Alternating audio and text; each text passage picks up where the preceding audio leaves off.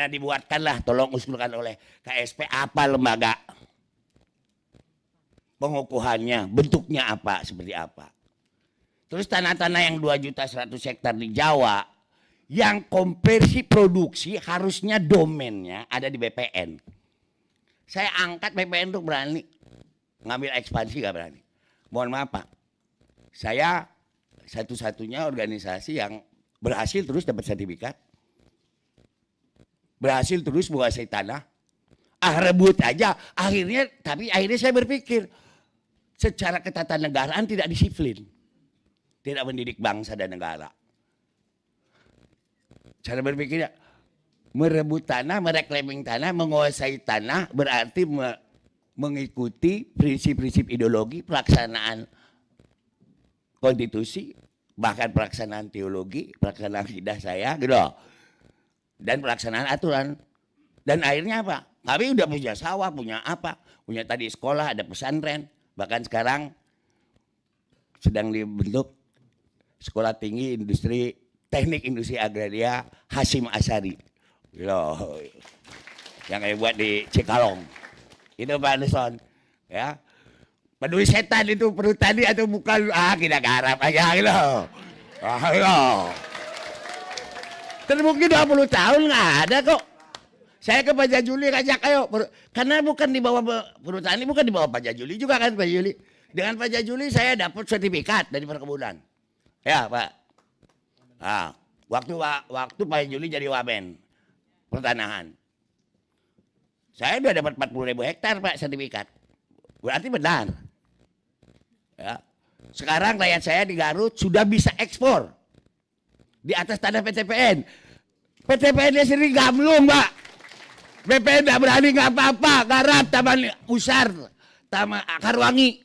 Ibu Titik boleh hadir ke sana. Bisa ekspor Akarwangi untuk parfum ke Paris. Mudah-mudahan Mas Didit bisa mengembangkan ya. Selama ini hanya langsung mulai bandar-bandar Bu, mulai bayar. Ya, tapi saingannya hanya Haiti dan kita berhasil. Kita berhasil mencetak sawah 2.000 hektar sawah dicetak SPP. Tidak ada datanya itu Pak. Tidak ada anggaran seperak pun. Ya, peduli setan. Yang penting bukan KSDA Pak. Ya, kalau KSDA itu konservasi. Kalau yang namanya konversi produksi, biarlah BPN tidak berani, kamilah yang berani. Dan itu contoh udah kami berikan. Demikian. Assalamualaikum warahmatullahi wabarakatuh. Baik, saya kasih kesempatan kepada pihak yang mewakili pemerintah. Pertama kepada Menteri Kehutanan, lanjut kepada Menteri ATR dan beberapa yang lain. Dan teman-teman dari KPA serta yang lain pada hadir hari ini.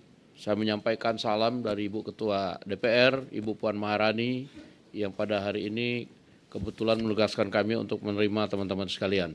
Demikian, silakan Pak Raja Juli. Terima kasih. Selamat siang, salam sejahtera untuk kita semua. Om Swastiastu, Namo Buddhaya, Salam Kebajikan. Assalamualaikum warahmatullahi wabarakatuh. Bapak-bapak Wakil Ketua DPR RI yang saya hormati, para Menteri, Ibu Ketua Komisi 1, Ibu Ketua Komisi 4, astagfirullahaladzim, komisi saya kewalat saya ini, gawat, bisa dipecat saya. Dan Bapak Ibu sekalian, terutama dari KPA yang saya cintai. Pertama saya kira Pak Dasko, acara hari ini menggugah paling tidak komitmen saya secara pribadi untuk mengunjungi lagi ya spirit-spirit yang memang dulu pernah tumbuh pada masa saya menjadi aktivis, untuk melaksanakan kembali apa yang sudah dipelopori sebelumnya tentang reforma agraria ini. Alhamdulillah saya memang menjadi menteri dan dulu wamen suka ke lapangan, Pak Dasko. Saya sudah dengan tadi Teh Dewi udah cerita, saya pernah ke Cilacap langsung, ke hamparan padi yang sangat menguning, tidak ada tegakan pohonnya, tetapi ketika kita berusaha untuk melakukan proses pelepasan kawasan, terhambat karena memang ada macet di perhutani, misalkan begitu. Jadi memang kehutanan perhutani ini menjadi satu, itu menjadi penting. Saya dengan Kang Agustiana juga sudah ke Ciamis, jalan naik motor trail jauh sekali, saya nggak tahu berapa 20 kilo, berkunjung dengan petani di sana. Alhamdulillah prosesnya berjalan, Kang.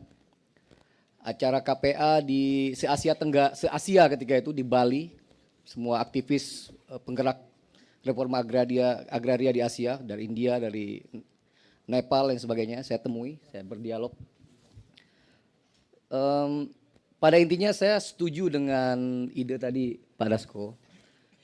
Perlu memang ada suatu kelembagaan yang antar sektoral, antar kementerian, untuk mengurai kebuntuan-kebuntuan yang kita alami selama ini dalam proses reforma agraria ini.